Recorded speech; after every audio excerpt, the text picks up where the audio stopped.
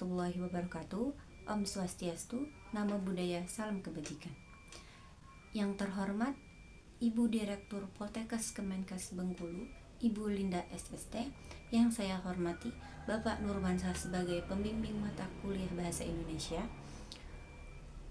dan teman-teman yang saya banggakan.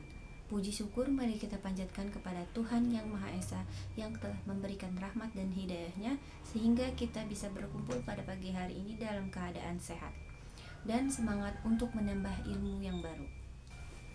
Sebelum kita memasuki ke materi, izinkan saya membacakan pantun terlebih dahulu. Pagi hari minum susu, siang makan dengan lauk dan sayur, isi piringku panduan seru, bikin tubuh sehat dan umur makmur. Perkenalkan, saya Fitri Rahmawati.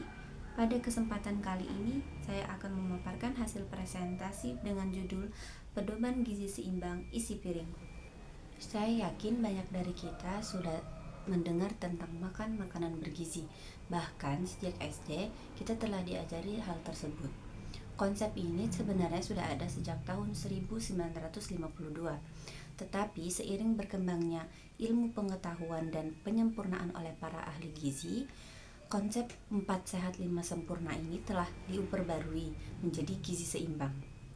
Konsep gizi seimbang tidak hanya membahas tentang jenis makanan dan minuman yang harus kita konsumsi, tetapi juga tentang porsi dan keseimbangan yang dibutuhkan tubuh agar kesehatan tetap terjaga. Untuk membantu masyarakat memahami hal tersebut, Kementerian Kesehatan memperkenalkan pedoman visual bernama Isi Piringku sebagai panduan dalam memudahkan masyarakat untuk menerapkan gizi seimbang setiap kali makan.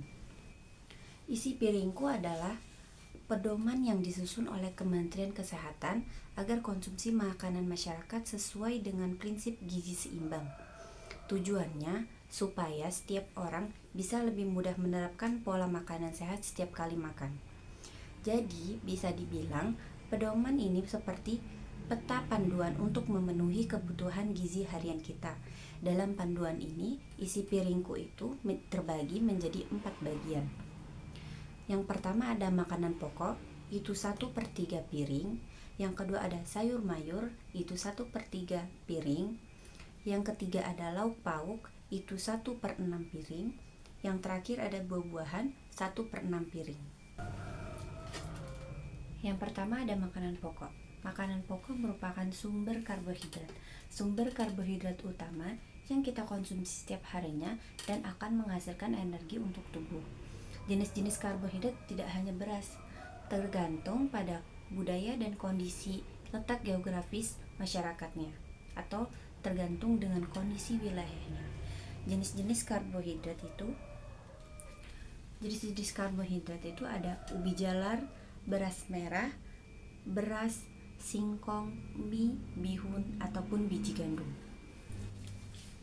Yang kedua ada sayur mayur, itu sebagai sumber vitamin dan mineral. Sayur-sayuran merupakan sumber vitamin, mineral, dan serat yang berperan penting dalam menjaga kesehatan tubuh. Kandungan gizinya membantu memperkuat daya tahan tubuh serta melindungi dari berbagai penyakit. Selain itu, sayuran juga mengandung antioksidan yang berfungsi untuk menangkal radikal bebas dan menjaga keseimbangan nutrisi dalam tubuh. Jenis-jenisnya itu ada jagung, brokoli, terong, wortel, mentimun, dan brokoli. Selanjutnya itu ada lauk pauk. Lauk pauk itu sebagai sumber protein.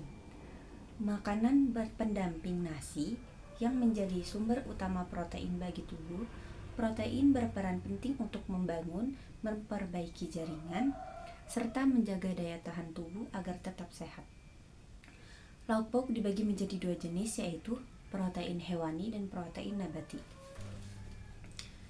Jenis-jenisnya yaitu protein hewani, ada ikan, daging sapi, udang, susu, daging ayam, telur, dan produk olahan lainnya. Untuk protein nabati itu ada tempe, tahu, dan kacang-kacangan yang lainnya. Yang terakhir ada buah-buahan sebagai sumber vitamin dan mineral. Buah-buahan merupakan sumber vitamin, mineral, dan serat yang dibutuhkan tubuh untuk menjaga kesehatan dan kebugaran. Kandungan gizinya membantu memperkuat sistem imun, melancarkan pencernaan, serta melindungi tubuh dari berbagai penyakit. Selain itu, buah juga mengandung antioksidan yang berperan penting dalam menangkal radikal bebas dan menjaga keseimbangan nutrisi tubuh. Untuk jenis-jenis buahnya itu bisa mangga, semangka, alpukat, manggis, ataupun melon. Selain makanan, ada hal penting lain yang harus kita terapkan dalam kehidupan sehari-hari. Yang pertama, olahraga fisik minimal 30 menit sehari. Yang kedua, minum air putih sebanyak 8-9 gelas. Yang ketiga, mencuci tangan menggunakan air mengalir dan sabun yang bersih. Dengan menerapkan pedoman gizi seimbang dan isi piringku, kita bisa membangun pola makan sehat dan seimbang yang membawa manfaat besar bagi kesehatan kita untuk di masa depan.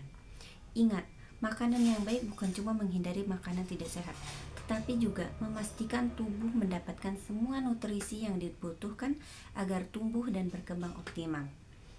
Makanlah buah dan sayur, gizi seimbang, tubuh sehat. Sekian dari saya, mohon maaf jika ada kata-kata yang kurang berkenan. Terima kasih atas perhatiannya, semoga bermanfaat. Wassalamualaikum warahmatullahi wabarakatuh.